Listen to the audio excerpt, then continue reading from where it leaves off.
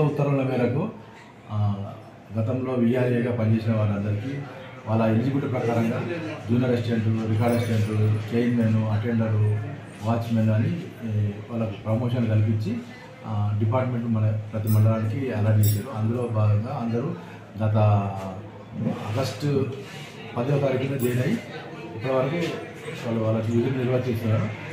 అందులో భాగంగా ఇక్కడ ఈరోజు వాళ్ళందరికీ ఐడి కార్డు తయారు చేసి వాళ్ళకు పంపిణీ చేయడం జరిగింది.